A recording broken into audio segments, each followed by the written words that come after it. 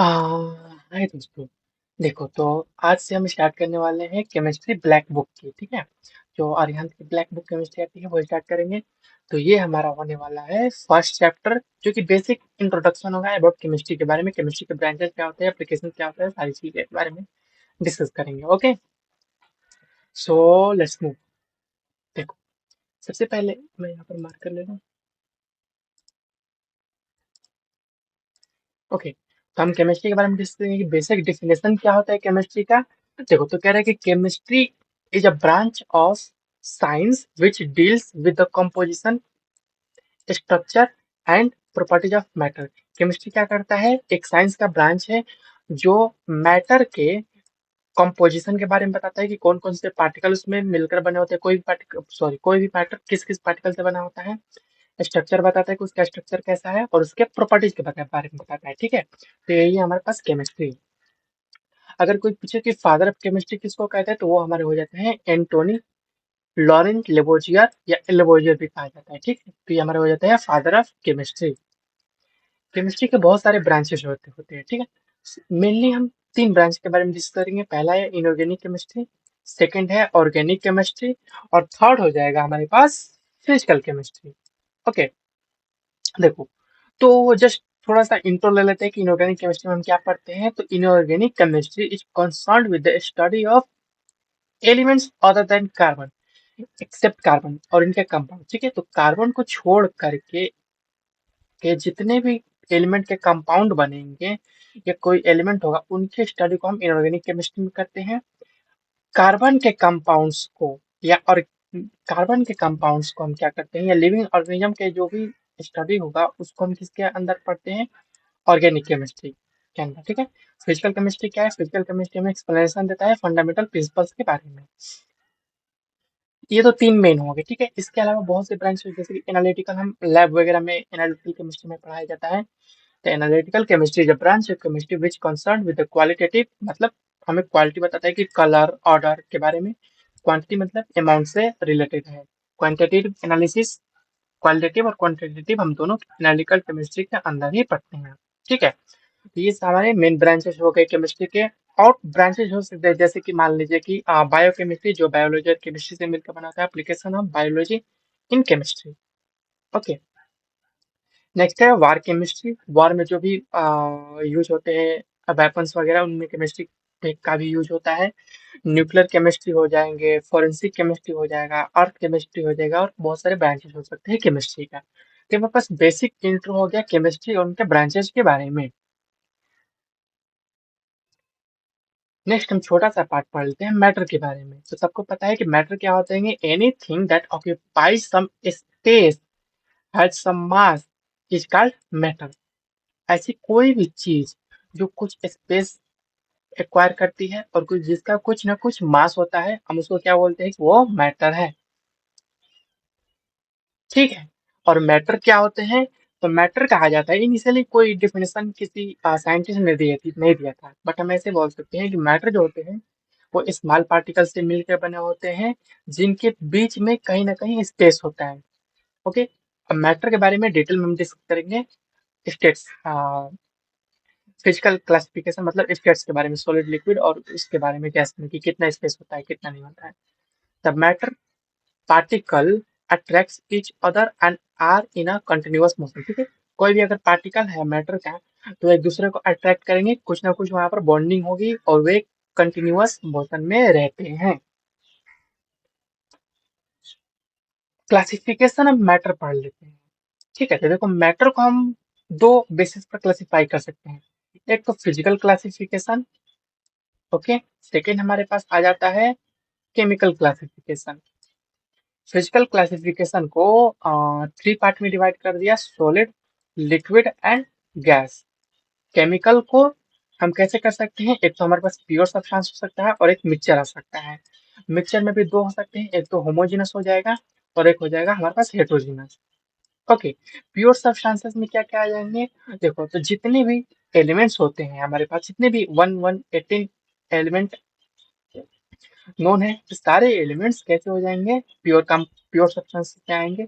और जितने भी कंपाउंड हो जाते हैं, जैसे कि H2O हो गया, अमोनिया हो गया, CO2 हो जाएगी, ये सभी हो जाएंगे कंपाउंड्स में आ जाएंगे, ये भी प्योर सब्सटेंसेस होते हैं। एलिमेंट को हम फर्दर क्लासिफाई कर सकते हैं, हमने पढ़ा होता है पीरियोडिक टेबल में कैसे होते हैं, मेटल होते हैं, नॉन मेटल होते हैं और मेटलॉइड होते हैं। ओके, इसका क्लासिफिकेशन कितने मेटल है कितने नॉन मेटल हम पीरियोडिक प्रॉपर्टीज में पढ़ेंगे, चैप्टर आया होगा उसमें। अब देखो कंपाउंड्स दो टाइप के, इनऑर्गेनिक कंपाउंड्स जिसमें कार्बन नहीं होगा, ऑर्गेनिक कंपाउंड जिसमें कार्बन होगा। बस इतना हो गया, ये हमारे पास हो गया पूरा क्लासिफिकेशन, मैटर के बारे में डेफिनेशन हो गया और ये क्लासिफिकेशन हो गया।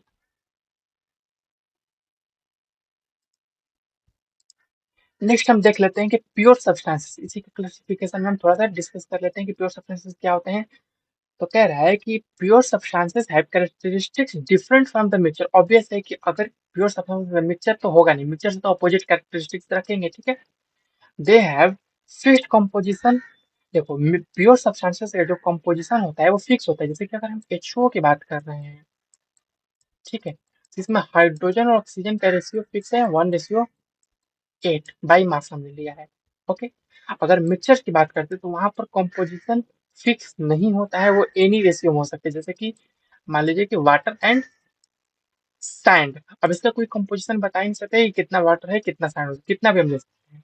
ओके, तो ये फिक्स है, तो ये मिक्सचर हो जाएगा और ये हमारे पास हो गए प्योर सब्सटेंसेस। एलिमेंट्स क्या होते हैं, तो एलिमेंट्स देखो, एलिमेंट्स क्या है, तो elements is the simplest form of pure substance. कोई भी अगर प्योर सब्सटेंस है उसका अगर सिंपलेस्ट फॉर्म पूछा जाएगा तो वो क्या हमारे हो जाएंगे, एलिमेंट हो जाएंगे। ओके, और एलिमेंट को ना ही डिकम्पोज किया सकता, ना ही तोड़ा जा सकता है, ना ही इसको बनाया जा सकता है, बिल्ड किया जा सकता है। किसी भी सिंपल सब्सटेंसेस से किसी भी फिजिकल या केमिकल मेथड द्वारा नहीं बनाया जा सकता।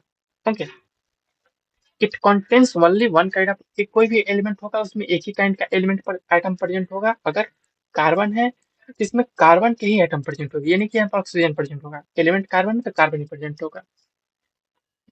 अगर टोटल नंबर की बात करेंगे अब तक नॉन एलिमेंट्स की, तो वो है हमारे पास 1180। एलिमेंट जो होता है मेटल भी हो सकता है, नॉन मेटल भी हो सकता है और मेटलॉइड भी हो सकता है। ओके, अब देखो थोड़ी सी केमिस्ट्री के जीके भी बात कर लेते हैं। यहाँ पर एक दो वर्ड है जो कि इंपॉर्टेंट है। तो कह रहा है कि हाइड्रोजन जो होता है मोस्ट अबंडेंट एलिमेंट हो जाएगा यूनिवर्स में। याद रखना, यूनिवर्स, नॉट अर्थ। अगर बात करेंगे हार्ड हार्ड सबसे ज्यादा, अगर यूनिवर्स में पूछ रहे कि सबसे मोस्ट अबंडेंट एलिमेंट सबसे ज्यादा कौन सा एलिमेंट प्रेजेंट है, तो वहां पास है हाइड्रोजन। ऑक्सीजन जो होता है वो एक नॉन मेटल है और मोस्ट अबंडेंट एलिमेंट है अर्थ के क्रस्ट पर। एटमॉस्फेयर में अगर बात करेंगे तो वो हमारे पास हो जाएगा नाइट्रोजन। ओके, नाइट्रोजन सबसे ज्यादा होता है एटमॉस्फेयर में अर्थ के क्रस्ट पर, ऑक्सीजन प्रेजेंट होता है।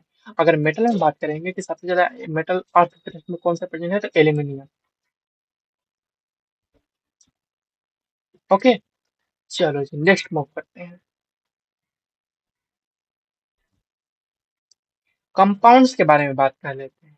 ठीक है, देखो, तो हमने एलिमेंट डिस्कस कर लिया था कि एलिमेंट जो होता है प्योर सब्सटेंसेस होते हैं, तो कंपाउंड भी प्योर सब्सटेंसेस ही होते हैं, इसमें कोई मिक्सचर नहीं होता है। It is also the form of matter which can be found by combining two or more elements in a definite ratio by mass. Okay, अब देखो कह रहा है कि ये भी एक मैटर का फॉर्म है जिसमें कम ये कंबाइन करने से बनते हैं दो या दो से अधिक, जैसे कि हाइड्रोजन और ऑक्सीजन को मिलाने से क्या बना, H2O, और ये रेशियो फिक्स है कि 1:8 में ही मिलाने से बनेगा H2O। ठीक, ठीक है, देखो तो ये लिखा है कि वाटर जो होता है made up of hydrogen and oxygen in ratio 1:8 by mass. Okay, यहाँ पे देखो ऐसे लिख देते हैं ना, Sorry, देखो इसका मास हो जाएगा 2 और इसका हो जाता है 16। सॉरी, ये हाफ होता है। ओके, तो ये हो जाएगा 16 हाफ, अब 16 हो जाएगा, तो 1:8। ठीक है, तो ये हमारे पास हो गए कंपाउंड के डिफिनेशन। कंपाउंड्स कितने टाइप के हो सकते हैं, कंपाउंड दो टाइप के हो सकते हैं, तो एक इनऑर्गेनिक जिसमें कार्बन नहीं होगा, एक तो ऑर्गेनिक हो जाएंगे जिसमें कार्बन होगा। तो कह रहा है कि प्रीवियसली मतलब बहुत समय पहले, की बात है कि it was believed that this compounds are derived from non living sources. बहुत पहले माना जाता था कि जो भी इनऑर्गेनिक कंपाउंड्स हैं वो नॉन लिविंग सोर्सेस से ही मिलते हैं।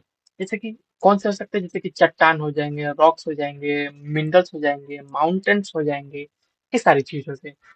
But these are in fact compound of all element. But आजकल ये माना जा रहा है कि ये जितने भी इनऑर्गेनिक कंपाउंड्स होते हैं, ये हाइड्रोकार्बन को छोड़ करके जितने भी कंपाउंड्स है वो सारे इनऑर्गेनिक कंपाउंड्स हो जाएंगे। ठीक लिखा है ना कि एक्सेप्ट हाइड्राइड्स ऑफ कार्बन और हाइड्रोकार्बन। ठीक है। अब अगर बात करेंगे ऑर्गेनिक कंपाउंड्स के बारे में, तो ऑर्गेनिक कंपाउंड्स क्या कह रहा है?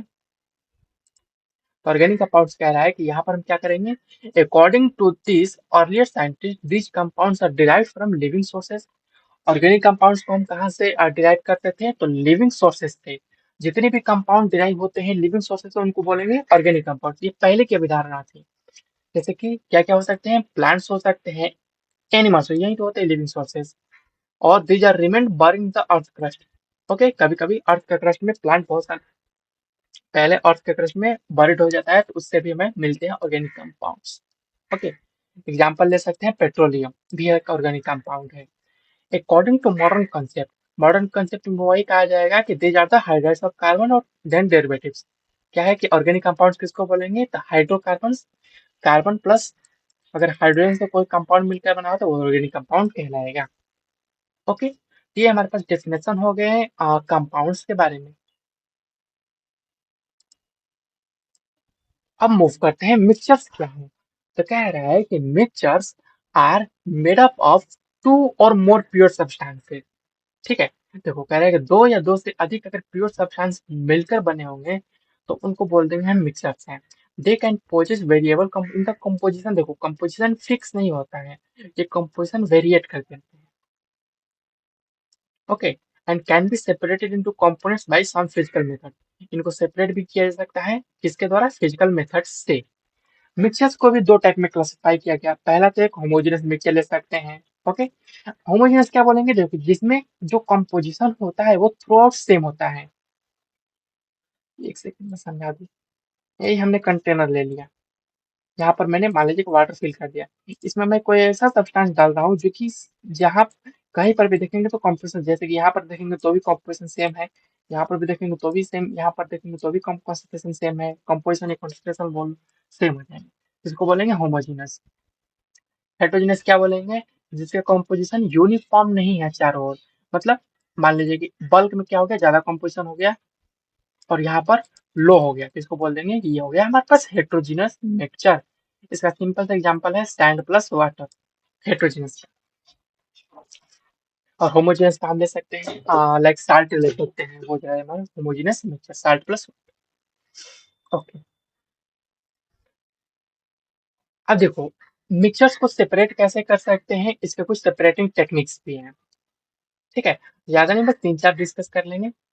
देखो तो कह रहा है कि फिल्ट्रेशन द्वारा, फिल्टर से हम मिक्सचर को सेपरेट कर सकते हैं। कैसे करेंगे, the filtration is the process of separating solids that are suspended in the liquids. Obvious है कि जो हमने सैंड और वाटर लिया था ना, वो वाली बात है ये, कि लिक्विड में अगर सॉलिड डाल देंगे तो उसको अगर हम फिल्टर करना है तो क्या करेंगे, फिल्ट्रेशन फिल्ट्रेशन प्रोसेस से कर सकते हैं। ठीक है, तो कहते हैं as the liquid phase passes through the filter, जो लिक्विड फेज होगा वो फिल्टर से पास कर जाएगा और जो सॉलिड पार्टिकल्स होंगे वो फिल्टर में ऐसे वो ऊपर ही रह जाएंगे। जैसे कि मैंने ये फ्लास्क ले लिया और यहाँ पर ऐसे सॉलिड पार्टिकल रह जाएगा और जो लिक्विड होगा हमें अंदर मिल जाएगा। तो ये हमारे पास हो गया फिल्ट्रेशन। हम नेक्स्ट बात कर लेते हैं डिस्टिलेशन के बारे में। ओके, जैसे हिंदी में आसवन भी बोलते हैं। Distillation is the process of heating a liquid to form vapour. Distillation में क्या किया जाता है, किसी लिक्विड को हीट किया जाता है वेपर फॉर्म में कन्वर्ट करने के लिए और इसको वापस से कूल कर लिया जाता है vapour to get back the liquid, liquid में वापस लेने के लिए, लिक्विड को वापस पाने के लिए। ठीक है, this is the method by which a mixture containing volatile substances can be separated into its component. Okay, तो ये क्या करते हैं कि वैसे सब्सटेंस के लिए हम एक्सेप्ट अप्लाई करते हैं जो कि वोलाटाइल हो जाए, जैसे कि लाइक कैम्फर हो गया, आयोडीन हो जाएगा, नेप्थलीन हो जाएगा। ये सारे वोलाटाइल हो जाएंगे, ठीक है। तो ये वोलाटाइल हो जाएंगे और एक और नॉन वोलाटाइल सब्सटेंस होना चाहिए सेकंड, जिससे हमें सेपरेट करना है। इसके लिए हम कौन सा मेथड अप्लाई करेंगे, तो हमारे पास है डिस्टिलेशन। ओके, नेक्स्ट हमारे पास sublimation. Okay sir sir sir sir sir sorry, यहाँ पर ये जो है ये सब्लिमेशन के लिए हो जाएगा। डिस्टिलेशन के लिए हम वैसे करेंगे जो लिक्विड में, ये तो लिक्विड में होते हैं, डायरेक्ट सॉलिड में चले जाएंगे। ठीक है, तो यहाँ पर हम लाइक ले सकते हैं बाट एल्कोहल, स्पिरिट, पेट्रोलियम प्लस में वाटर, इसको सेपरेट किया जा सकता है, ठीक है, डिस्टिलेशन पर, क्योंकि दोनों ही लिक्विड होते हैं। ओके, सब्लिमेशन के लिए क्या बात कर सकते हैं, is the process of conversion of a solid directly into vapours. Okay, तो ये क्या करते हैं, ये जो सॉलिड होते हैं डायरेक्टली क्या करते हैं, वेपर में चले जाते हैं हीट करने पर। Substance showing this property are called sublimate, इसको सब्लिमेट करेंगे, जैसे आयोडीन हो गया, नेफ्थलीन हो गया, कैम्फर हो गया। This method is used to separate a sublimate from a non sublimate substance. Okay, sublimate को नॉन सब्लिमेट सब्सटेंसेस से अलग किया जा सकता है, जैसे कि मान लीजिए कैम्फर और अल्फा सैंड का मिक्सचर हो गया, कैसे अलग करेंगे, या तो कोई इसको तो सब ना ही सब्लाइम होगा ना ही फ्यूज होगा, और ये सब्लाइम होकर के वेपर बन जाएगा, इसको सेप अलग कर देंगे और हम यहाँ पर कूल कर देंगे, तो हमें कैम्फर मिल जाएगा सॉलिड फॉर्म। नेक्स्ट चलते हैं, देखो नेक्स्ट क्या है, crystallization. It is a process of separating solids having different सब solubilities in a particular solvent। Okay, देखो बहुत से सॉलिड्स की solubility डिफरेंट होती है। ओके, तो उसके लिए हम क्या कर सकते हैं, क्रिस्टलाइजेशन प्रोसेस को एक्सेप्ट कर सकते हैं, अप्लाई कर सकते हैं। मैग्नेटिक सेपरेशन कर सकते हैं, किसके लिए, क्योंकि उसमें एक सब्सटेंस जो होता है होना चाहिए, वो मैग्नेटिक प्रॉपर्टी शो करना चाहिए। तो कह रहा है कि this process is based upon the fact that a magnet attracts magnetic components of a mixture of magnet and non magnetic substance. Okay, अगर कोई मिक्सचर है जिसमें मैग्नेटिक और नॉन मैग्नेटिक हो जाएगा और नॉन मैग्नेटिक इम्प्योरिटी हो जाएंगी, हमारे पास मैग्नेटिक सब्सटेंस चाहिए और नॉन मैग्नेटिक इम्प्योरिटी को अलग करना है, तो उसके लिए हम क्या करेंगे, मैग्नेटिक सेपरेशन यूज करेंगे। The non-magnetic substance remains unaffected, thus it can be used to separate magnetic components from non-magnetic components. Okay, और ये है osmolysis. Okay, this method is based upon the rate of diffusion of gaseous and the rate of separation from gases. ये क्या है कि diffusion पे depend करता है कि कौन सा गैसेस इजीली डिफ्यूज होगा और कौन सा डिफ्यूजन रेट स्लो, जैसे कि H2 और CO2। इनमें डिफ्यूजन रेट किसका ज्यादा होता है, तो H2 का ज्यादा होता है, CO2 कम हो जाएगा, ठीक है। तो ऐसे हो जाएंगे हम डिफ्यूजन के अलग कर सकते हैं इन गैसेस को। ओके, तो हमने यहाँ तक डिस्कस कर लिया था कि मिक्सचर्स क्या होते हैं और मिक्सचर्स को सेपरेट कैसे कर सकते हैं, डिफरेंट डिफरेंट फिजिकल फॉर्म में हो सकते हैं मिक्सचर, जैसे कि फिल्ट्रेशन यूज कर सकते हैं, लिक्विड लिक्विड के लिए हम डिस्टिलेशन यूज कर सकते हैं, सॉलिड और सॉलिड के लिए अगर वेपर फॉर्म में कन्वर्ट हो रहा है तो उसके लिए सब्लिमेशन यूज करते थे। अगर डिफरेंट सॉल्युबिलिटी है तो क्रिस्टलाइजेशन यूज करते थे, मैग्नेटिक इम्प्योरिटी है तो मैग्नेटिक सेपरेशन, और डिफरेंट डिफ्यूजन रेट है हम यूज करते थे एटमोलाइसिस। अब हम डिस्कस करते हैं एटम्स एंड मॉलिक्यूल्स के बारे में। ओके, तो कह रहा है कि atoms is the smallest particle of an element which can take part in a chemical reaction. Atom क्या है, ये एक स्मॉलेस्ट पार्टिकल होता है किसी भी एलिमेंट का जो कि एक केमिकल रिएक्शन में पार्टिसिपेट करता है। और देखो एटम का इंडिविजुअल एग्जिस्टेंस हो भी सकता है, नहीं भी हो सकता, जैसे कि मान लीजिए कि अगर मैं लिख दूं ये H2, हाइड्रोजन हमेशा H2 के फॉर्म में एग्जिस्ट करता है, कभी भी H के फॉर्म में एग्जिस्ट नहीं करता है।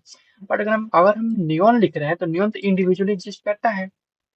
ओके, तो हम इसलिए लिख रहे हैं कि एटम जो होता है इंडिविजुअल एग्जिस्टेंस भी रखता है और ये कंबाइंड फॉर्म में भी एग्जिस्ट। ओके,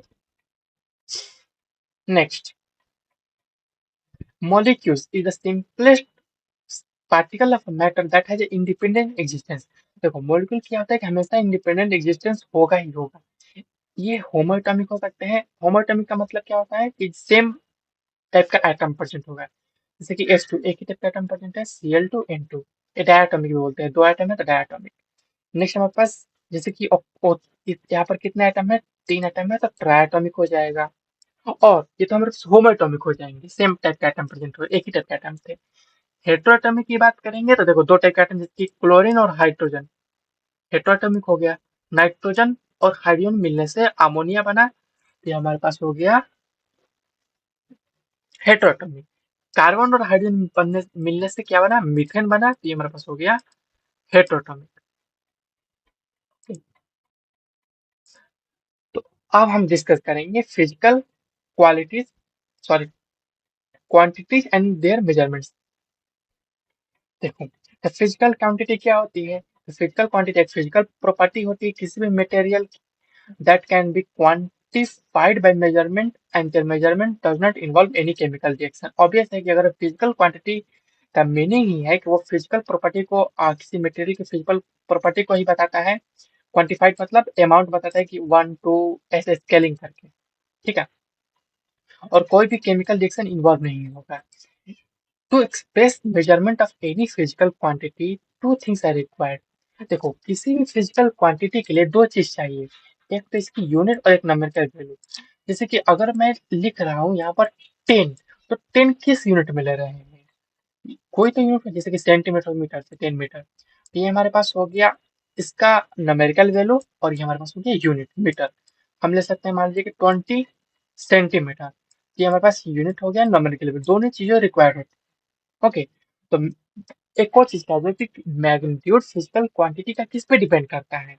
तो न्यूमेरिकल वैल्यू पर भी डिपेंड करेगा और मीटर पर भी, सॉरी, यूनिट पर भी डिपेंड करेगा। Numerical value into unit. Okay, unit की एक डिफिनेशन देख लेते हैं कि यूनिट किसे कहते हैं। तो कह रहा है कि unit is defined as some fixed standard against which the composition of a physical quantity can be done during measurement। Okay, unit क्या है?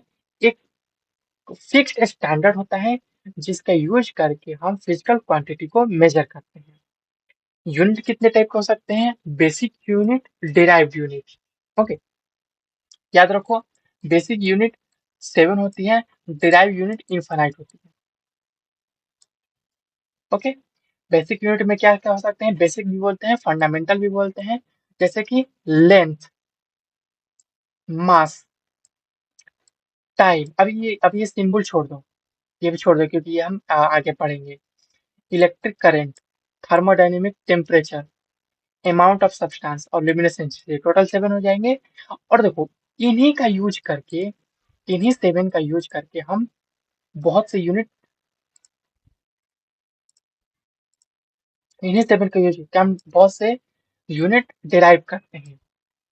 देखो, जैसे कि डेंसिटी को ही ले लो। डेंसिटी क्या होता है? मास अपन में वॉल्यूम। ये तो रहा, यहाँ पर रहा मास, हमने ले लिया, और यहाँ पर होगा कहीं पर वॉल्यूम। देखो, हाँ सॉरी, वॉल्यूम है तो वॉल्यूम भी क्या होता है? एक टाइप का मास ही होता है, सेंटीमीटर क्यूब। ओके, इसकी यूनिट हो जाती है और इसकी यूनिट केजी हो जाएगी। सॉरी, वो वॉल्यूम क्या होता है? एक टाइप का लेंथ होता है, तो ये लेंथ हो गया, हमने लेंथ की यूनिट रख दी और ये इसकी यूनिट रख दी, तो ये क्या है? इसी से डिराइव यूनिट है। ओके, नेक्स्ट डिस्कस कर लेते हैं। देखो, different systems use for describing measurements of various quantity. तो पहला सिस्टम क्या आया? बहुत इनिशियली आया था सीजीएस, जिसका मतलब है सेंटीमीटर, ग्राम एंड सेकेंड। हम क्या करेंगे? सेंटीमीटर किसके लिए यूज करेंगे? सेंटीमीटर में यूज करेंगे लेंथ के लिए, ग्राम हम यूज करते हैं मास के लिए, और सेकेंड का यूज करते हैं हम टाइम के लिए। ओके, उसके बाद ब्रिटिश सिस्टम या एफपीएस सिस्टम जिसको कहा गया, जहाँ पर फुट, पाउंड और सेकेंड आया। ओके, फुट किसके लिए हो जाए, किसके लिए हो जाएगा? तो फुट हो जाएगा हमारे पास लेंथ के लिए, मास हो जाएगा हमारे पास, सॉरी, पाउंड हो जाएगा हमारे पास मास के लिए, और सेकेंड से क्या हो जाएगा? Time. M K S, metre, kilogram, second. Okay, अब अभी हम डिफरेंस समझेंगे कि एम के एस और एसआई में डिफरेंस क्या है, क्योंकि ये सेम सेम जैसे दिखते हैं। देखो, तो एम के एस क्या है? तो एम के एस क्या डिनोट कर रहा है? Metre, kilogram, second. ओके, तो देखो, मीटर किसके लिए यूज करेंगे? मास, सॉरी, लेंथ के लिए, किलोग्राम मास के लिए, और सेकेंड किसको यूज करेंगे? टाइम के लिए। इससे बड़ी यूनिट एम के एस ही होती है। अब देखो, ये हमें सेम सेम लगता है बट सेम नहीं है। इसमें क्या क्या कि अगर एम के एस में अगर हम दो और यूनिट ऐड कर देंगे तो ऐसा यूनिट बन जाएगा। टोटल 7 यूनिट्स थे। ओके, उसमें दो सप्लीमेंट्री यूनिट को ऐड कर दिया गया। लिखा है ना कि 2 सप्लीमेंट्री यूनिट ऐड कर दिया गया, तो उसी को standard international system standard unit बोलते हैं। ओके, अब यहाँ पर दिया गया है कि देखो लेंथ के लिए हम क्या यूज करेंगे। ये जो है OSI सिस्टम है, मैं लिखती हूँ यहाँ पर SI है। देखो लेंथ के लिए हम यूज करेंगे मीटर और सिंबल हो जाएगा एम। मास के लिए यूनिट क्या, ऐसा यूनिट क्या है, केजी, सिंबल है केजी। सेकंड एस, एम्पियर, ए, केल्विन, के। अमाउंट ऑफ सब्सटेंस के लिए मोल, मोल के लिए क्या यूज करेंगे, मोल। और ल्यूमिनस इंटेंसिटी के लिए हम कैंसला यूज करते हैं। ओके, सप्लीमेंट्री यूनिट्स क्या हो जाएंगे, एक तो रेडियन हो जाता है और एक स्टेरेडियन रेडियन हो जाता है। सॉलिड एंगल को डिफाइन करता है और ये प्लेन एंगल की बनी, इसका यूज केमिस्ट्री में तो ना के बराबर है। कुछ हम प्रीफिक्स डिस्कस कर लेते हैं। ओके, और प्रीफिक्स क्यों यूज करते हैं उसके भी एप्लीकेशन बताएंगे। देखो ये कह रहे हैं कि the SI unit of some physical quantities are too small और टू लार्ज। कभी कभी देखा गया कि अगर मान लीजिए कि हमें इसके लिए नापना, मान लीजिए कि 10 इसको नापना है, ठीक है, तो ये बहुत ज्यादा लार्ज वैल्यू है, तो इसके लिए हम क्या प्रीफिक्स यूज कर सकते हैं। और मान लीजिए कि ये हो गया 10⁻20 हम लिख दिया, ये बहुत ज्यादा स्मॉल वैल्यू हो जाती है, इसके लिए हम क्या प्रीफिक्स यूज कर सकते हैं वो भी देखते हैं। देखो जैसे कि 10⁻⁻1 हो जाएगा तो इसके लिए हम डेसी यूज कर सकते हैं। 10⁻2 सेंटी। 10⁻3 का मतलब होता है मिली, जहां पर अगर मिली लिख जाएगा ना समझ जाएंगे 10⁻3 की वैल्यू है। माइक्रो सिंबल होता है म्यू। 10⁻6 नैनो का नैनो होता है 9। ओके, सिंबल एन होता है। पिको 10⁻12 जिसको हम पिकोमीटर वगैरह बोलते हैं वही है पिको। 10⁻12 symbol F. उसका फेमटो होता है 15। देखो यहाँ तक तो ठीक है 1 2 3, उसका 3 3 का इंक्रीज कर देंगे 6 9 12 15। उसका फेमटो हो गया 15, ऑटो 18, जेप्टो 21 और ऑक्टो 24। यहाँ से जाएंगे, देखो वाई से स्टार्ट हुआ ना तो यहाँ से वाई से 24, वाई वाई वाई वाई ही जाएगा। योटा ओके 24 के लिए, जेप्टो है तो यहाँ पर जेटा हो जाएगा 21 के लिए। एक्सा हो जाएगा। पेटा देखो पी से 15, 15 यहाँ पर भी पेटा हो जाएगा। टी से 12, 12 ऐसे थोड़ा सा मतलब मैच कर सकते हैं ट्रिक से। तो ये हो जाएगा। गीगा का मतलब होता है 9 और मेगा का मतलब होता है 6। किलो तो सबको याद है कि 10⁻3। हेक्टो होता है, ये क्या करना है, हेक्टो का मतलब होता है 10⁻2 और डेका है 10 को बोलते हैं। ओके, तो ये हो जाएंगे प्रीफिक्स हम यूज करेंगे। अगर हम ये यूज नहीं करना चाहते उसका जगह अगर हम ये यूज कर देंगे तो भी ये चलेगा।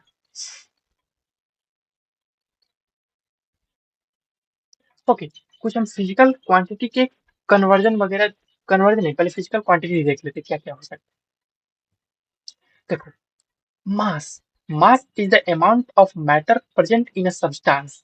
मास क्या है, तो एक मैटर का अमाउंट है जो सब्सटेंस में प्रेजेंट होता है। It remains constant for substance at all places. It's SI unit is KG, but in laboratory usually gram in use. देखो लैब में हम ऐसा थोड़ा है कि 1 kg जिंक यूज करेंगे, नहीं कर सकते, इसलिए हम ग्राम में ही 1 kg, 0.16 ग्राम, 0.17 ग्राम, ग्राम में यूज करते हैं। वहाँ पर केजी का कोई एप्लीकेशन नहीं होता है। ओके, इसलिए लिखा है कि यहाँ पर हम लेबोरेटरी में यूजुअली ग्राम में ही यूज करते हैं मास को। एक और चीज देखो, मास जो होता है वो यूनिवर्सल होता है, चाहे आप अर्थ पे रहो या मून पे चले जाओ। अगर कोई बॉल 60 ग्राम का है, अगर कोई बॉल का मास 60 ग्राम है तो अर्थ पर भी उतना ही है और मून पर भी या मार्स पर भी चले जाओ सेम रहेगा। बट वेट जो होता है वो ग्रेविटी पे डिपेंड करता है। तो वेट खुद ही कहता है कि weight is the force exerted by gravity on the object. देखो किसी ऑब्जेक्ट पर जितनी ग्रेविटी फोर्स एक्सर्ट कर रही है वही उसका वेट हो जाएगा। तो अगर कोई मान लीजिए कि अर्थ पर कोई बॉल 60 ग्राम का है तो मून पर 6 ग्राम का हो जाएगा। ओके, उसकी ग्रेविटी कम हो जाती है मून पर, इसलिए वेट भी डिक्रीज कर जाएगा। बट मास कांस्टेंट है, ऑलवेज यूनिवर्सल होता है। नेक्स्ट हमारे पास है टेम्परेचर। टेम्परेचर के बहुत से यूनिट होते हैं जैसे कि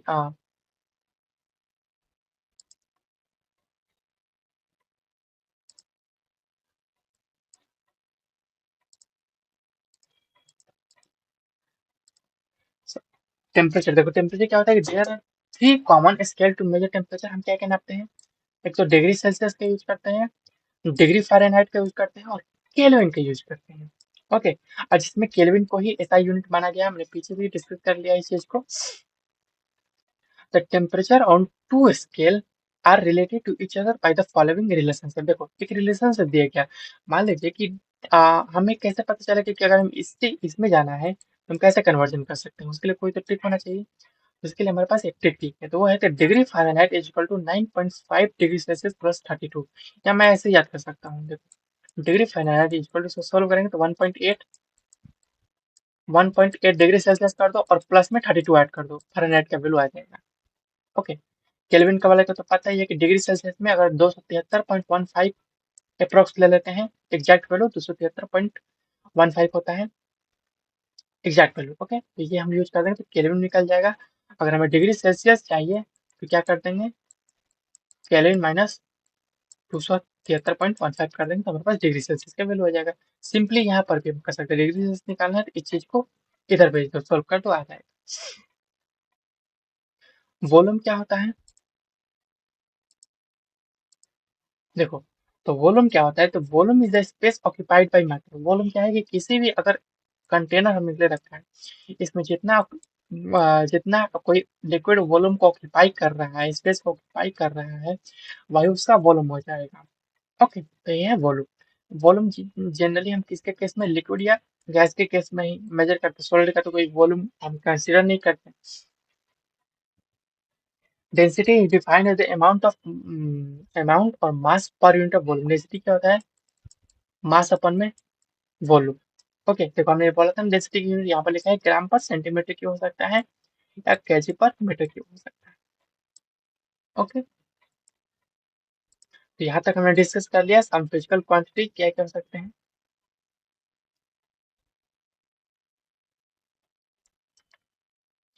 अभी हम डिस्कस कर लेते हैं साइंटिफिक नोटेशन के बारे में।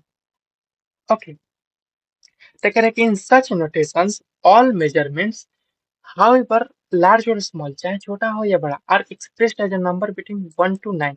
कभी भी साइंटिफिक में जाओगे तो वहां पर ऐसे हजार वगैरह नहीं लिखा जाता है। अगर 1000 हमें लिखना है तो क्या लिख सकते हैं, 10 की पावर 3 या 1 into 10 की पावर 3। तो वही लिखा है कि 1 से लेकर के हम 9 के बीच में ही वैल्यूज को रखते हैं। अगर 10 भी आ जाएगा तो हम क्या लिखेंगे, 1 into 10 की पावर 1 ऐसे लिख सकते हैं। ओके, तो वही चीज लिखा गया है। तो इसके लिए हम क्या लिख सकते हैं, एन क्या है, जहाँ पर एक सिंगल डिजिट में वैल्यू होना चाहिए, और यहाँ पर 10 की पावर जितना भी आएगा वो कर देंगे। ओके, जैसे कि देखो यहाँ पर एग्जांपल लिखा है कि जैसे कि 138 को लिखना है तो कैसे लिख सकते हैं, तो 1.3842 इंटू 10 की पावर 2। ओके, इसको कैसे लिख सकते हैं, 2.0 10 की पावर -4। ओके, नेक्स्ट टर्म देख लेते हैं। देखो, नेक्स्ट है हमारे पास प्रिसीजन और एक्यूरेसी। तो प्रिसीजन क्या है, देखो इसका मेन एप्लीकेशन कहाँ पे हमें देखने को मिलता है, ये हमारे लैब के लिए बहुत ज्यादा रिक्वायर होता है। जब हम कोई टेस्ट परफॉर्म करते हैं तो वहाँ पे हमें प्रिसीजन और एक्यूरेसी बहुत मैटर करता है। तो कह रहे हैं कि precision refers to the closeness of the set of values obtained from identical measurements of a quantity। देखो जैसे कि मान लीजिए कि हमने यहाँ पर 0.6 अगर कोई वैल्यू मेजर किया, अगर कोई क्वांटिटी मेजर किया वहाँ पर 0.62 आ रहा है, और नेक्स्ट वैल्यू अगर 0.63 आ रहा है, तो अगर इसके आस पास है तो हम बोलेंगे ये बहुत ज्यादा प्रिसाइज है। अगर ये 0.72 आ जाए तो बोलेंगे तो ये प्रिसाइज नहीं है, यहाँ पर प्रिसीजन लो है, यहाँ पर प्रिसीजन हाई है।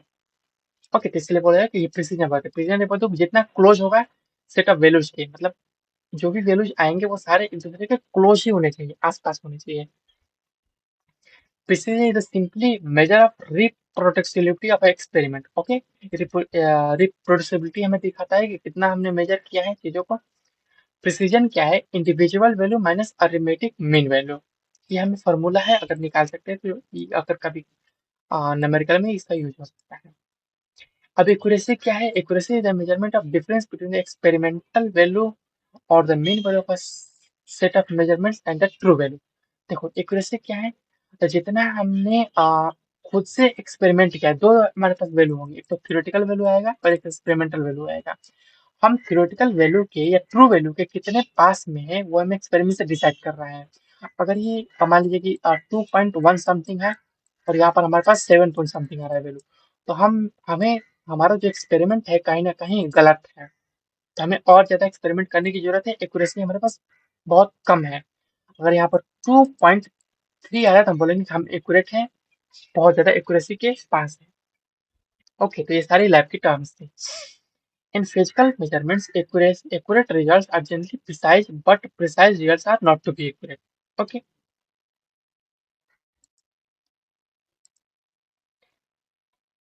हाँ, देखो नेक्स्ट है सिग्निफिकेंट फिगर्स। तो ये भी साइंटिफिक नोटेशन में ही आ जाता है। सिग्निफिकेंट फिगर्स कितने वैल्यूज हमें लेना है, कितने जीरो तक हम डेसिमल के बाद में वैल्यूज लेना है, डेसिमल के पहले वैल्यू लेना है। Okay, significant figures are the meaningful digit in a measured or calculated quantity. It includes all those digits that are known. ये वो सारे डिजिट्स को इंक्लूड करता है जो नोन होते हैं, जिन जो विथ सर्टेनिटी प्लस वन और मोर मोर विच इज अनसर्टेन और एस्टिमेटेड। ओके, जो अनरिक्वायर्ड वैल्यूज है, जो अनरिक्वायर्ड डिजिट है, उसको हटा करके जो हमारे लिए सर्टेन है उसी चीज को रखा जाता है सिग्निफिकेंट फिगर का यूज करके। तो कह रहा है कि ग्रेटर द नंबर ऑफ, जितना ज्यादा होगा सिग्निफिकेंट फिगर का नंबर, स्मॉलर द अनसर्टेनिटी, उतना कम होगा अनसर्टेनिटी। ठीक है, जैसे कि मान लीजिए कि मैं यहाँ पर लिख रहा हूँ 2.33345 ये वाला हो गया, और ये वाला हो गया 2 पॉइंट हमने थ्री थ्री दिया। अब देखो हमें कौन सा इसमें हमें किसमें अनसर्टेनिटी ज्यादा लग रही है। देखो इसमें ज्यादा है क्योंकि ये एक्यूरेट वैल्यू है, हमने इस डिजिट तक निकाला है, तो ये हमें एक्यूरेसी बता रहा है कि बहुत ज्यादा एक्यूरेट है। बस ये मैं कहें एक्यूरेसी की कमी है, अनसर्टेनिटी इसमें ज्यादा है। इसलिए बोल रहा है कि जितना ज्यादा सिग्निफिकेंट फिगर इसमें ज्यादा है, इसमें अनसर्टेनिटी स्मॉलर है, सिग्निफिकेंट फिगर कम है तो अनसर्टेनिटी ज्यादा है। ओके, तो दो तीन रूल्स है वो डिस्कस कर लेते हैं। अगर इस पे लॉन्ग वीडियो चाहिए तो मैं एक लॉन्ग वीडियो भी लेके आ जाऊंगा सिग्निफिकेंट फिगर पर। ओके, तो कह रहे कि जितने भी जीरो हो, sorry, all digits are significant except zero in the beginning of numbers. किसी भी नंबर के बिगिनिंग में अगर कोई जीरो है, तो अगर देख दो ये डेसिमल की बात नहीं है, नॉर्मल की बात हो रही है, तो जीरो को छोड़ करके किसी भी नंबर के बिगिनिंग में अगर जीरो है उसको छोड़ करके सारे जो चीज होते हैं वो सिग्निफिकेंट, जैसे कि 0 1 0 0 0 थाउजेंड है तो सिग्निफिक इसको तो काट देंगे। कितना है सिग्निफिकेंट फिगर? 3। 0 200 सिग्निफिकेंट फिगर 3, ये तो होगा नहीं, जीरो तो यही है। नेक्स्ट बात कर रहा है कि zero to the right of decimal point are significant. अगर देखो डेसिमल पॉइंट के राइट में, राइट कौन सा हो जाएगा? ये वाला। ठीक है, तो इसमें जितने भी जीरो हो जाएंगे ना वो सिग्निफिकेंट हो जाएंगे। ओके, तो कैसे? 0.132, 0.132 और 15.0 all have three significant figures.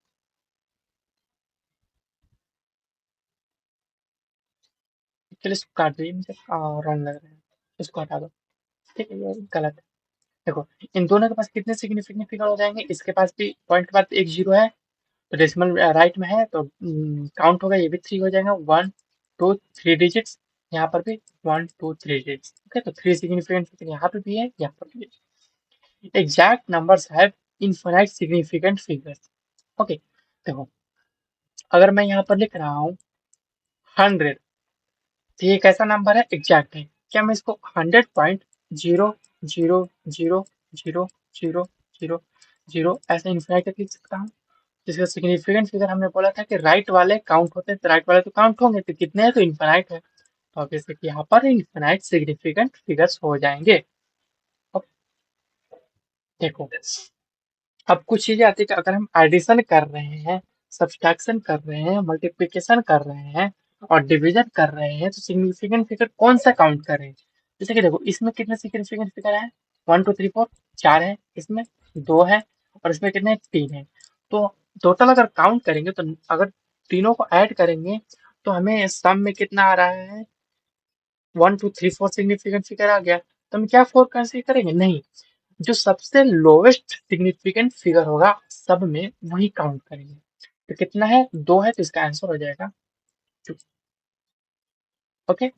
Same rule apply होगा डिवीजन के लिए भी और मल्टीप्लीकेशन के लिए भी। देखो मल्टीप्लीकेशन और डिवीजन के लिए सेम रूल अप्लाई होगा। जैसे कि मान लीजिए कि 15.74 इसमें कितने हैं, 5 है, इसमें कितने हैं, 2 है। ओके। देखो तो क्या हो जाएंगे यहाँ पर, देखो 5 और दो, यहाँ पर कितने हो जाए, देखो यहाँ पर कितने ज्यादा है, काउंट करेंगे तो आई थिंक जितने भी मान लीजिए कि 10 11 जो भी टेबल 11 मान लेते हैं, यहाँ पर 11 है, यहाँ पर 2 है भाई, कौन सा कंसिडर करेंगे, यहाँ पर 2 मानेंगे। कितने सिग्निफिकेंट फिगर्स हो जाएंगे, 2। देखो हमने 2 तक लिख दिया है।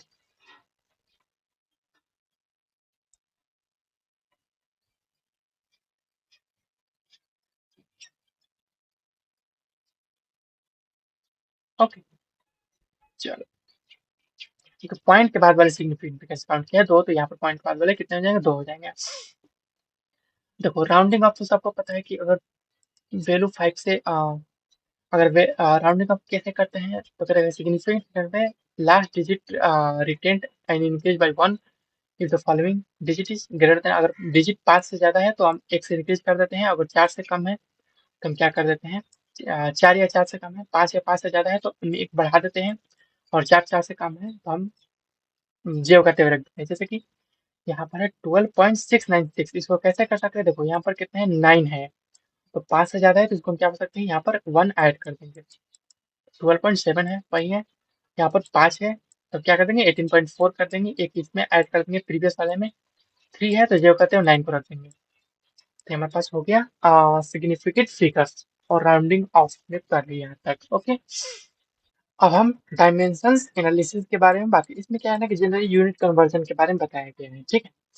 तो कह रहे हैं कि often we calculating while calculating there is a need to convert units. हाँ देखो, जब भी हम कोई फिजिकल केमिस्ट्री में ज्यादातर यूज होता है, प्रॉब्लम सॉल्व करते हैं तो हमें एक यूनिट को दूसरे यूनिट में कन्वर्ट करना पड़ता है।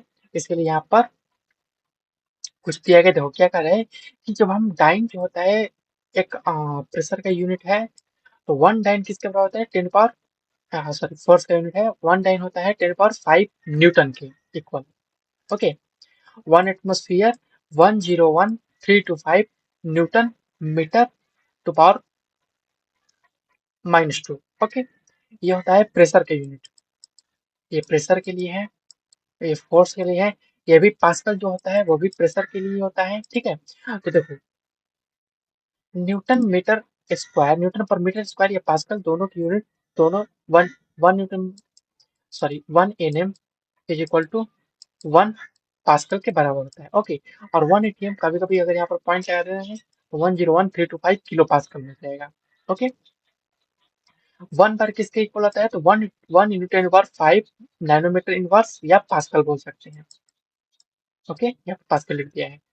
1 लीटर ATM। ओके देखो ये प्रेशर का यूनिट नहीं रहा, अब इसमें क्या लिखा है, लीटर इंटू ATM। अब ये एनर्जी का यूनिट बन चुका है, ठीक है। 1 लीटर ATM किसके इक्वल होता है, तो 101,325 जूल के इक्वल हो जाता है। ओके। या इसको हम लिख सकते हैं 24.21 कैलोरी। ओके। अब जूल से कैलोरी में कैसे जाएंगे, देखो तो होता है कि 1 कैलोरी किसके बराबर होता है, 4.2 होता है, या 4.18 जूल इक्वल होता है।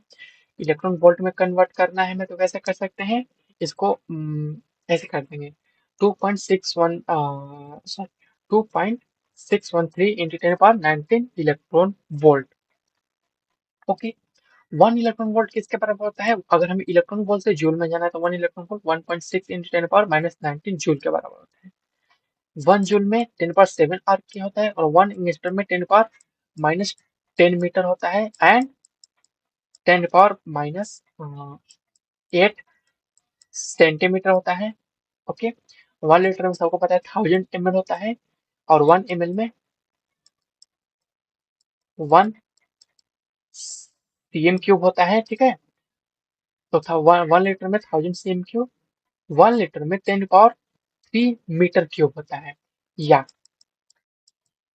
1 metre cube is equal to 10⁻3 litre, ये 1000 लीटर। ओके। और 1 लीटर में 1 डेसीमीटर क्यूब होता है। एक 1 गैलन में होता है 3.78 लीटर, इतना बस याद रखो। ये सारे इंपॉर्टेंट नहीं है। 1.378 लीटर। और 1 इलेक्ट्रॉन वोल्ट में होता है 96 पॉइंट, जो हम 500 फराडेज का वैल्यू याद रखते हैं ना, वही है 96.500, ये वाला वैल्यू है। यहाँ पर किलो जूल, अगर ये तो सॉरी, ये तो किलो जूल में करते हैं, जूल में ये हो जाएगा 96,500 जूल 1 इलेक्ट्रॉन वोल्ट पर एटम में। 1 AMU एटॉमिक मास यूनिट या यूनिट जो होता है वो 1.6 × 10⁻27 kg के बराबर होता है, या 10⁻24 ग्राम की इक्वल होता है। ओके। और 1 AMU में 931.5 मेगा इलेक्ट्रॉन वोल्ट होता है। ओके। और ये जो होता है वो चार्ज का यूनिट है। ओके, ये जो होता है वो चार्ज का होता है। तो 1 ACU इज इक्वल टू 3.36 ये भी चार्ज का यूनिट है, ये भी चार्ज।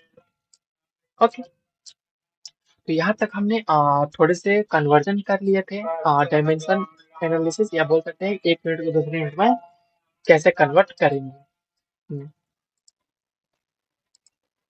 अब हम देखते हैं कि laws of chemical combination.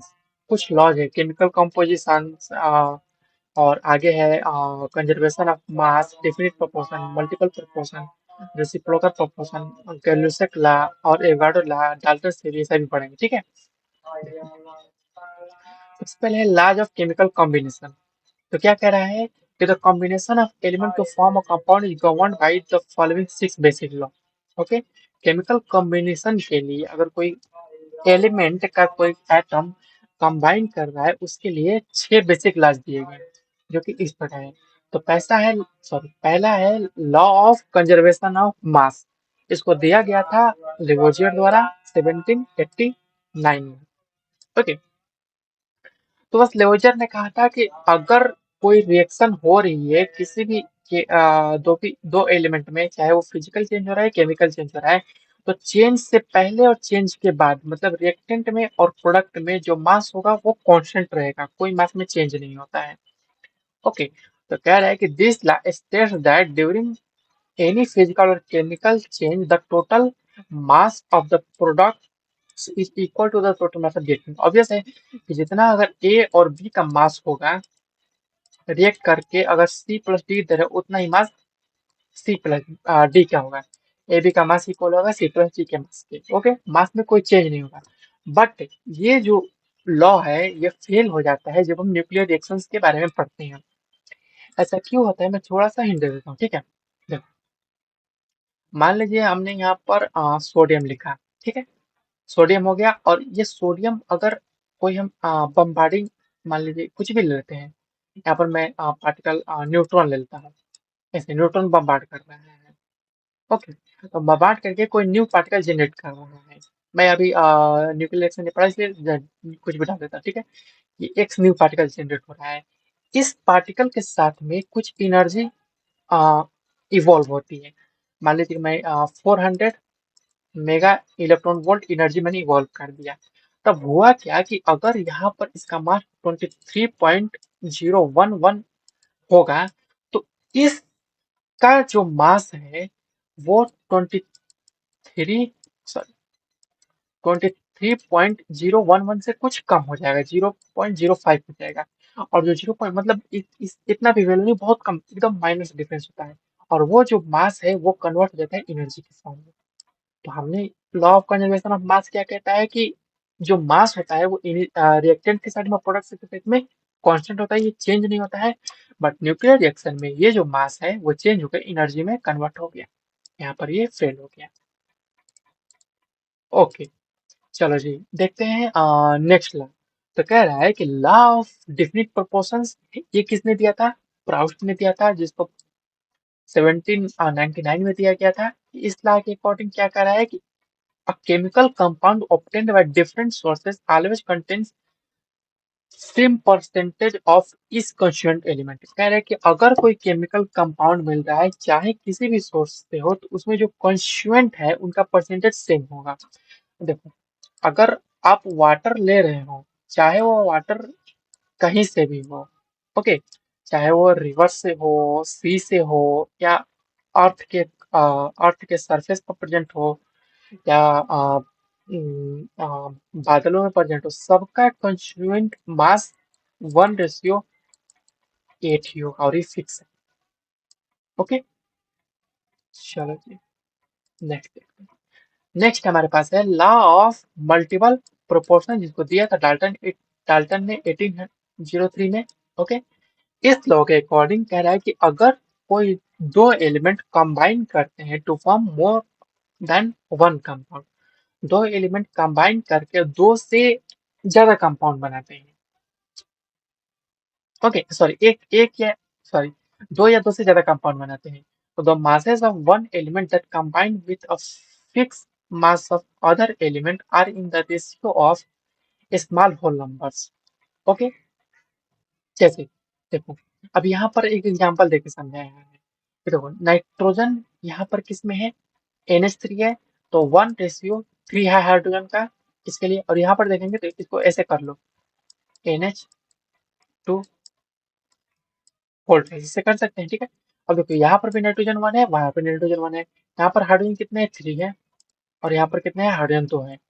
Okay, तो यही कह रहा है कि जो इनका जो रेशियो होता है, चाहे वो एलिमेंट, देखो एलिमेंट तो फिक्स है, नाइट्रोजन और हाइड्रोजन, कंपाउंड अलग अलग, एक अमोनिया बन गया और एक N2H4 बन गया, तो इनमें जो हाइड्रोजन का रेशियो है वो भी होल नंबर में, नाइट्रोजन का रेशियो भी 1:1 होल नंबर में है। तो बस यही है law of multiple proportions.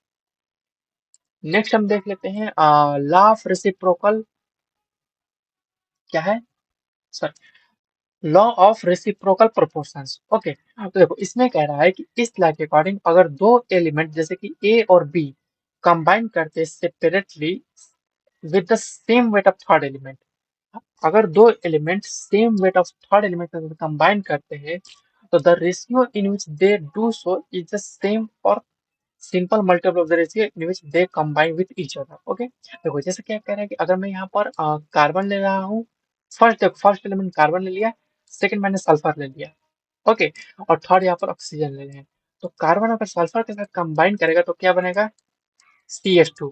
Okay, 1:2, sulphur oxygen के साथ कंबाइन करेगा, SO2, 1:2, और जब कार्बन ऑक्सीजन के साथ कंबाइन करता है, CO2, 1:2। देखो हर जगह पे रेशियो फिक्स है।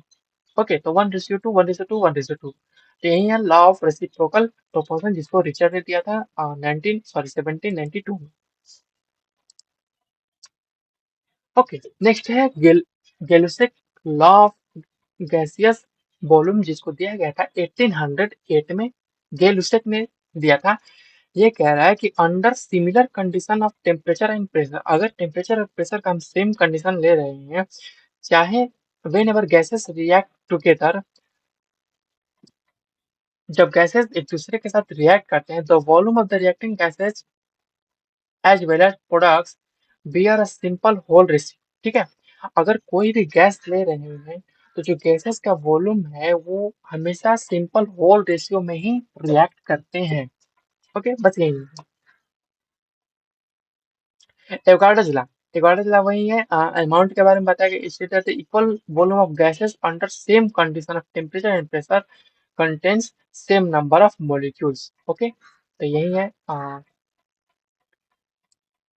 N1 V1 is equal to N2 V2, ये वाला कंडीशन यहाँ पर लग रहा है, ठीक है। अगर हम इक्वल नंबर ऑफ इक्वल क्या लिखा है, अगर इक्वल वॉल्यूम्स ले रहे हैं सभी गैसेस का, देखो अगर इक्वल वॉल्यूम ले लेंगे तो उस टाइम पे क्या हो जाएगा, सेम प्रेशर और देखो प्रेशर और टेम्परेचर, सॉरी प्रेशर टेम्परेचर तो कांस्टेंट हो गया है, तो उस केस में जो नंबर ऑफ मॉलिक्यूल्स रहेगा वो भी सेम हो जाएंगे। ओके, क्या है, देखो V1 V2 के बराबर हो गया है, तो ये तो कैंसिल हो गया, तो N1 इक्वल टू N2, यही तो है उगाड़ोला। ओके जी, देखो आगे चलते हैं।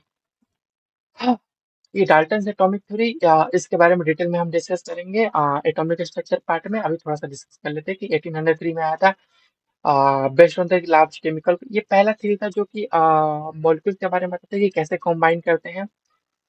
तो ये कह रहा है कि जितने भी सब्सटेंसेस होते हैं वे टीनी इंडिविजुअल पार्टिकल से मिलकर बने होते हैं जिन्हें बोलते हैं atoms. Okay. In each element the atom are alike and have the same mass. जो भी एलिमेंट होते हैं ना वो एटम जो होते हैं एक जैसे होते हैं, ये कह रहे हैं। और उनका जो मास भी होता है वो सेम होता है। ये चीज गलत हो जाएगा जब हम आइसोटोप की बात करेंगे। ओके, तो बहुत सारे पोस्टुलेट्स थे, बहुत सारे लिमिटेशंस भी थे। The atoms of different elements differ, obvious है। सॉरी, एटम्स वही है डाल्टन्स का मेन पोस्टुलेट के एटम्स का nether B created nor can be destroyed during any physical or chemical change. Compounds or molecules result from combination of atoms in some simple numerical ratio. Okay, limitations है तो देखो इसमें दो ही लिखा है, बहुत सारे limitations है। तो it fails to explain how atom combine to form molecules। इसमें ये बताया ही नहीं है कि एटम कैसे कंबाइन करके मॉलिक्यूल बनाते हैं। Okay. It does not explain the difference in masses, size and valencies of atoms of different elements। मतलब ये इनिशियल थ्योरी था, तो इसके बारे में कोई ज्यादा इसने चीजों को थ्योरी गलतियों को सुधारा नहीं था, एक्सप्लेन नहीं कर पाया था कुछ भी।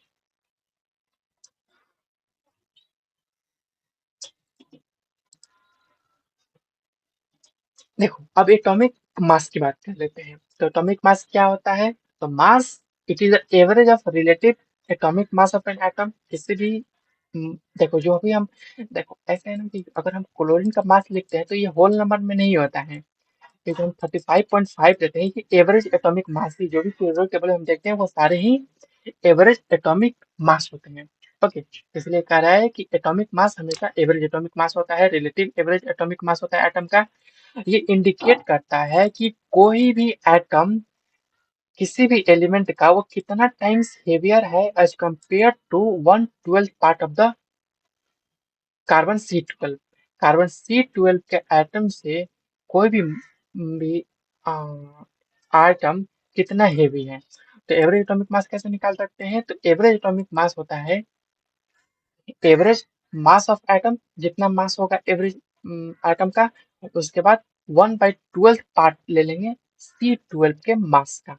मास कितना होता है? लगभग 12 भी ले लेते हैं, तो इसको क्रॉस करेंगे तो 1 ही आना है। तो ऐसे बोल सकते हैं कि जो एवरेज एटॉमिक मास होता है वो भी वो एवरेज मास ऑफ एटम के बराबर होता है। सेम ही चीज है।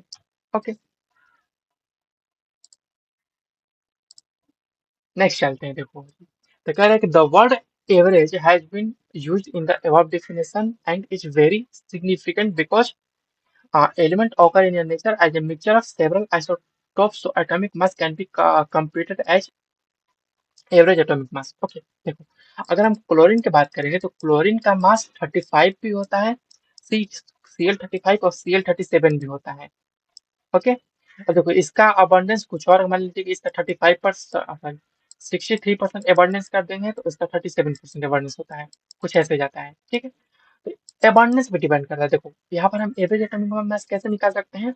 तो फर्स्ट आइसोटोप का रिलेटिव अबंडेंस ले लेंगे, जितना परसेंट होगा इसको एटॉमिक मास से मल्टीप्लाई कर देंगे।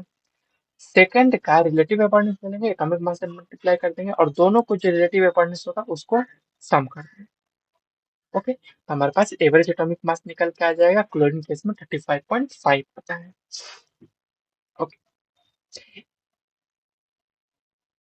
ओके, देखो ये कह रहे हैं कि अगर वोलाटाइल कंपाउंड्स होने चाहिए, यहाँ पर अगर वोलाटाइल कंपाउंड्स हो जाएगा तो एटॉमिक वाट कैलकुलेट किया जाता है atomic weight into equivalent weight into valency से कर देंगे तो हमारे पास एटॉमिक वेट आ जाता है। ओके, वैलेंसी क्या हो जाता है? वैलेंसी हो जाता है 2 into vapour density of chloride equivalent weight of metal into 35। Okay, ये इतना इंपॉर्टेंट नहीं है, वैसे फॉर्मूला के याद कर लेंगे। अकॉर्डिंग टू देखो ये बहुत सही चीज है। ये 1 मार्क्स में आ सकता है। ठीक है, अगर according to Dulong and Petit rule, जो एटम ये कहता है, डोलोन्स एंड पेटाइट रूल क्या कहते हैं कि the product of atomic weight and specific heat is approximately equal to 6.4। Okay, बस ये इतना ही है। नेक्स्ट बात कर लेते हैं, अब एटॉमिक मास के बारे में डिस्कस करते हैं। देखो ग्राहम ग्राम एटॉमिक मास, ग्राम नहीं ग्राम। तो atomic mass of an element express किया जाता है ग्राम में। अब इसी को क्या कहा गया, gram atomic mass. Okay, gram atom और मोल एटम। नेक्स्ट है मोलिकुलर मास। मोलिकुलर मास क्या है, it is the mass of an molecule that is number of, it is the mass of molecule हो जाएगा। इसको ऐसे सेकंड डेफिनेशन दे सकते हैं कि number of times of a molecule is heavier than 1/12 mass of carbon C12। अगर कोई molecule है वो कितना टाइम हेवी है, 1/12 पार्ट के, कार्बन 12 के 1/12 पार्ट के से कितना हेवी है, वही हो जाएगा उसका molecular mass. The molecular mass of a substance is an additive property and can be calculated by taking algebraic summation of atomic mass of all atoms in different elements present in a one molecule। अब जैसे कि additive property, अगर हमें H2O का मास निकालना है तो इसका कितना होता है, 2 होता है और इसका होता है 16, तो हो गए 18। तो ये हो गया मोलिकुलर मास 18। डन। ओके, जैसे हमने एटॉमिक मास ले लिया था ना, average mass, sorry average mass का, वैसे ही मोलिकुलर मास ले लेंगे। तो average relative mass of one molecule वहां पर था 1 एटम। अब यहाँ पर क्या करेंगे, 1/12 पार्ट कर देंगे किसका, कार्बन C12 के मास का, तो हमारे पास मोलिकुलर मास आ जाएगा। ओके, एक और शॉर्ट ट्रिक, छोटा सा हिंट नोट है। तो ग्राम मोलिकुलर मास और molar mass is the molecular mass of a substance expressed in gram. Okay, जैसे हमने ग्राम एटॉमिक मास देखा था, वैसे ही ग्राम मोलिकुलर मास है जिसको एक्सप्रेस किया जाएगा ग्राम में। मोलिकुलर मास क्या होता है, 2 × वेपर डेंसिटी होता है। बस ये छोटा सा फॉर्मूला है, कभी कोई पूछ लेता है कि वेपर डेंसिटी कैसे निकालते हैं, तो वेपर डेंसिटी होता है मास बटा में वॉल्यूम, लिखते हैं जनरल, बट वॉल्यूम की जगह पे यहाँ पर 2 कर देंगे।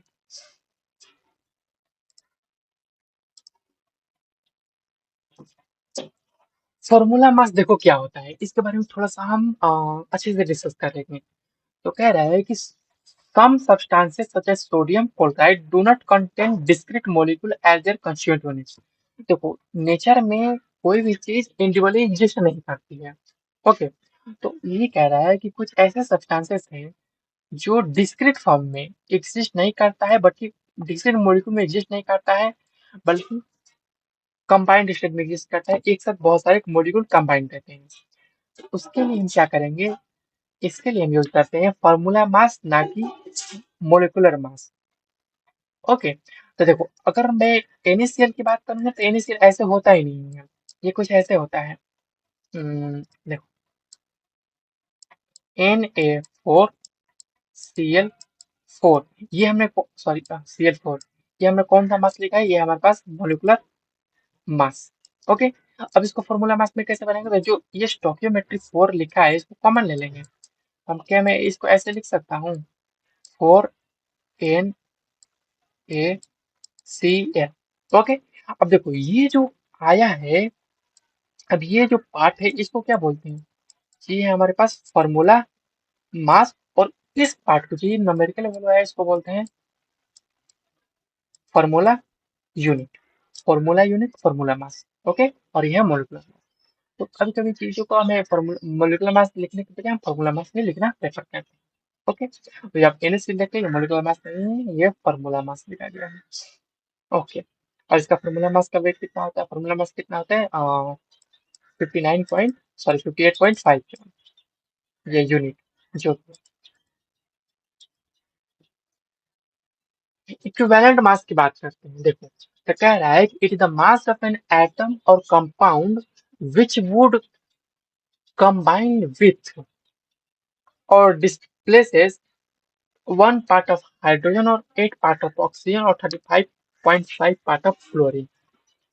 ओके, तो ये एक बेसिक डिफिनेशन है, डेफिनेशन तो नहीं पूछेगा, ठीक है एग्जाम में।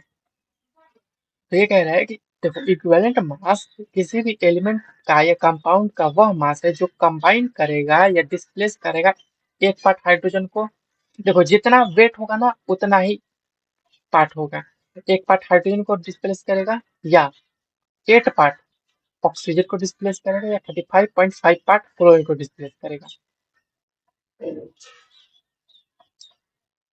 ओके, तो इक्विवेलेंट वेट ऑफ मेटल क्या हो जाएगा, देखो वेट ऑफ मेटल ले लेंगे, वेट ऑफ H2 जितना डिस्प्लेस हुआ है into 1.08। Okay, weight of metal ले लेंगे, वेट ऑफ ऑक्सीजन जितना कंबाइन हुआ है इतनू इंटू 8 ले लेंगे। देखो यहाँ पर हाइड्रोजन का मास तो 1 होता है, बट यहाँ पर हाइड्रोजन H2 की वैलेंसी 2 हो जाती है, इसे 2 से डिवाइड करके हमने 1 कर दिया है। ओके, या जो भी है, ये फॉर्मूला निकाला गया है, ठीक है।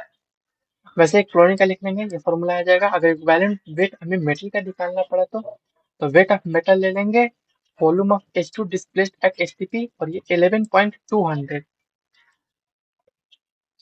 देखो 11,200 है और ये ml में आया है। जैसे हम मोलर मास कितना होता है, मोलर वॉल्यूम होता है 22.4 लीटर। तो इसी को अगर हम हाफ करेंगे तो ये बन जाता है 11.2।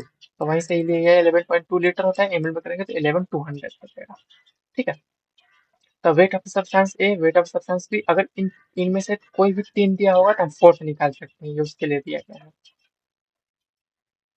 ओके, तो कह रहा है कि और for a compound one being converted to another compound two, अगर कोई एक कंपाउंड वन से टू में जा रहा है, ओके, तो हम कैसे निकाल सकते हैं।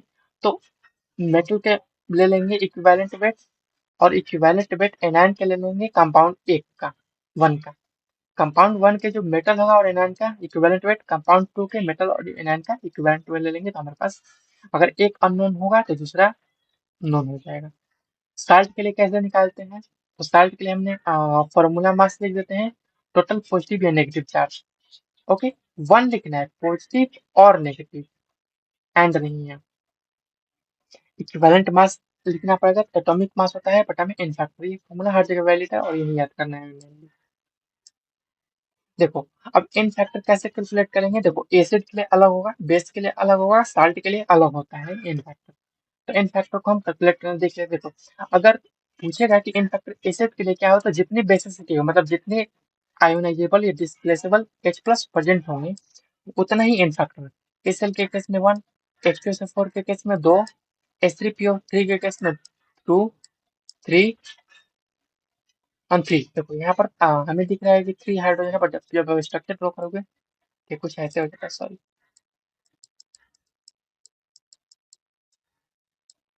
HO, HO और H, ये है H3PO4, तो ये डिस्प्लेसेबल H नहीं है, तो हमें 1 और 2 ही मिलेंगे। ओके, बेस के लिए वही है, जितने OH डिस्प्लेसेबल होंगे वही हो जाएगा, तो एक है तो एक, दो है तो दो, अगर तीन है तो तीन। अगर हमारे पास आयंस है तो इन फैक्टर उसके चार्ज के बराबर हो जाएगा, जैसे कि SO2, सॉरी SO4 2 नेगेटिव, इन फैक्टर कितना हो जाएगा, दो। PO4 3 नेगेटिव, इन फैक्टर कितना हो जाएगा, 3, एंड सो ऑन। ओके, अगर रिडॉक्स टाइट्रेशन दे रखा है तो इसमें इन फैक्टर कैसे कैलकुलेट करेंगे, देखो तो क्या करेंगे, अगर आप कर सकते हो तो पूरी इक्वेशन को बैलेंस कर लो पहले तो वहां पर जितने इलेक्ट्रॉन इवॉल्व होंगे वही हो जाता है इन फैक्टर। सेकेंड ट्रिक हो सकता है कि जितना चेंज होगा ऑक्सीडेशन स्टेट में वो निकाल लेंगे। देखो यहाँ पर +6 में है क्रोमियम, यहाँ पर कितने हैं, +3 में है, 3 से 3 कितना हो गया, 3 का चेंज आया। बट यहाँ पर देखो मेटल कितने हैं, 2, तो यहाँ पर 2 से कर देंगे तो हमारे पास आ जाएगा 6, और यहाँ पर इनफैक्ट हो गया 6। सेम करेंगे, मैग्नीज यहाँ पर +7 में है, और यहाँ पर यह क्या है, +2 में, तो 5 का चेंज आया है। एलिमेंट कितना है, 1 है, तो 1 से मल्टीप्लाई करेंगे तो 1 ही रह जाएगा, मतलब 5। तो ये हमारे पास इनफैक्ट। ओके, अब देखो इक्विवेलेंट वेट, अगर हमारे पास कोई साल्ट होगा या ऑर्गेनिक एसिड प्रेजेंट होगा तो उसके लिए कैसे निकाल सकते हैं, तो कह रहे कि इक्विवेलेंट मास हो जाएगा organic acid is calculated by the following formula. तो कह रहे कि equivalent weight of silver salt ले लेंगे तो पहले उस ऑर्गेनिक एसिड का, ओके, और यहाँ पर इक्विवेलेंट वेट ले लेंगे Ag का, सिल्वर का। ओके, सिल्वर का वेट ले लेंगे, सिल्वर साल्ट का, सॉरी सिल्वर साल्ट का वेट मतलब इसका वेट, जनरल सिल्वर साल्ट नहीं, इसी का वेट ले लेंगे, और यहाँ पर वेट लेंगे सिल्वर का, वही है जो हमने ऊपर चीजें करी थी ना, ये वाली। हाँ, weight of compound one, weight of compound equivalent weight, ये वाली चीज बस वही है।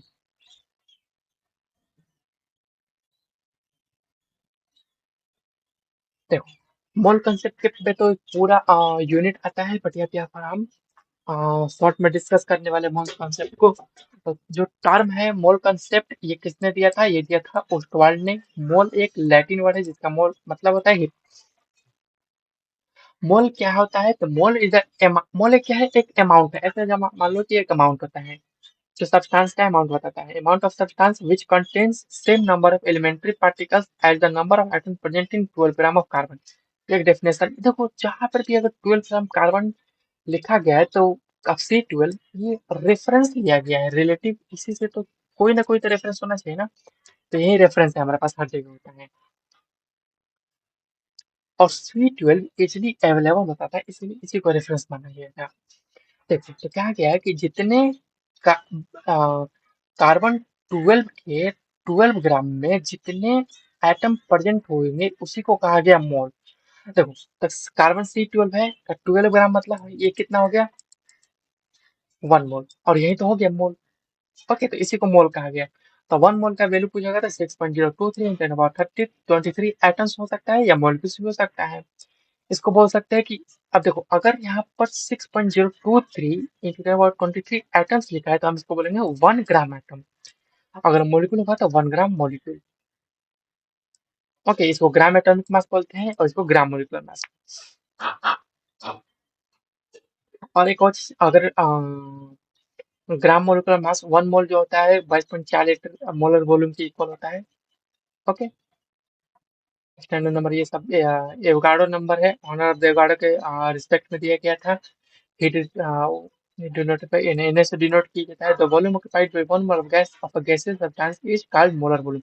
ओके, देखो तो मोलर वॉल्यूम क्या है? तो अगर 1 मोल गैस ले रहे हैं, एक मोल मॉलिक्यूल्स, 1 मोल गैसेस मॉलिक्यूल्स द्वारा जितना वॉल्यूम ऑक्यूपाई होगा, देखो मान लीजिए कि कंटेनर इतना वॉल्यूम ऑक्यूपाई हो गया 1 मोल गैस द्वारा, तो हो जाएगा उसका मोलर वॉल्यूम। ओके जी, देखो नंबर ऑफ मोल्स कैसे कैलकुलेट कर सकते हैं? तो देखो नंबर ऑफ मोल को n से डिनोट करते हैं। अमाउंट ऑफ सब्सटेंस ले लेंगे, अब मोलर मास से डिवाइड कर देंगे। अमाउंट ऑफ सब्सटेंस को ले लेंगे जो कि ग्राम में होगा, तो इसको हम लिख देते हैं वेट, और यहाँ पर लिख देते हैं मोलर मास एम से। ओके, तो ये हो गया हमारे पास कैलकुलेशन। और एक छोटा सा यहाँ पर एक ट्रिक बताया गया है कि अगर हम मोल में मोलर मास से मल्टीप्लाई कर दे रहे हैं, तो मोल में मोलर मास से मल्टीप्लाई कर देंगे तो हमें अमाउंट मिल जाएगा। देखो ऐसा है ना कि देखो ये मोल हो गया, और मोल किससे मिलकर बना है? मोल है वेट प्लस में मोलर मास। अगर हम इसमें मोलर मास से मल्टीप्लाई ही कर दे रहे हैं तो क्या बचेगा? कैंसिल हो गया, तो वेट ही तो बचा, तो वही तो है अमाउंट ऑफ सब्सटेंस। ओके, अगर हम मोलर मास में डिवाइड कर देंगे किससे? Divided by molar mass. अगर हम अमाउंट में मोलर मास से डिवाइड कर देंगे, तो अगर हम अमाउंट में मोलर मास से डिवाइड कर देंगे तो बन तो गया मोल, ये रहा। ओके, अगर हम मोलर मास में मल्टीप्लाई कर देंगे एवोगाड्रो नंबर से, ओके, तो नंबर ऑफ एंटाइटीज बन जाएगा। देखो कैसे, ये हो गया हमारे पास एन। एन का वैल्यू कितना होता है?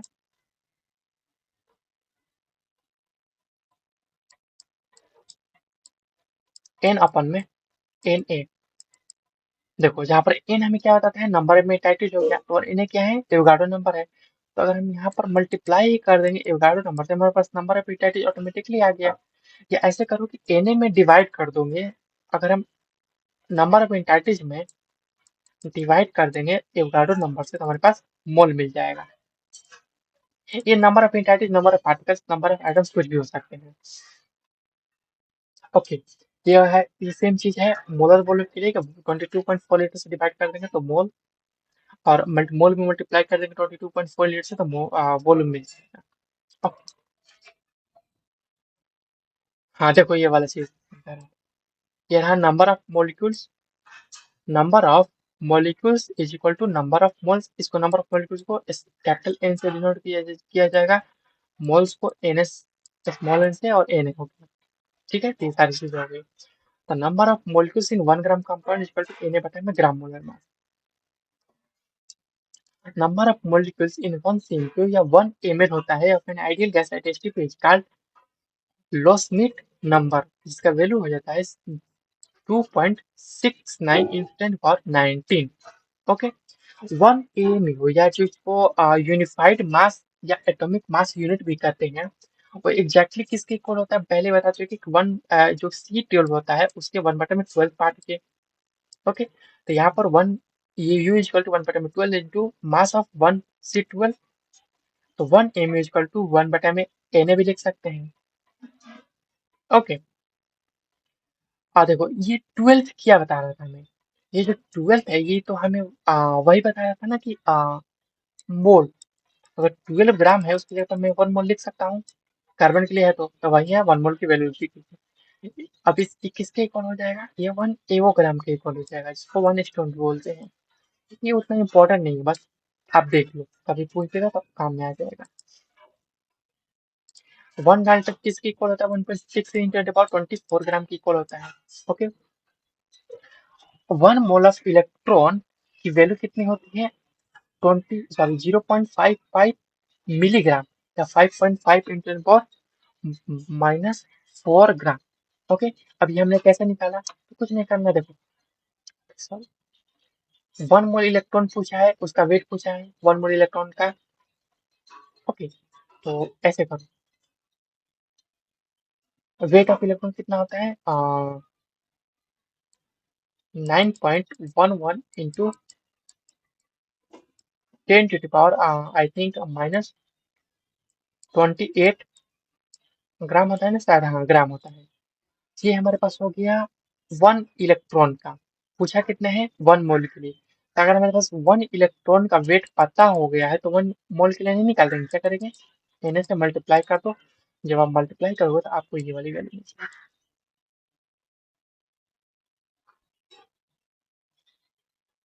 नेक्स्ट हमारे पास क्या है कि एम्पेरिकल फार्मूला और मोलिकुलर फार्मूला।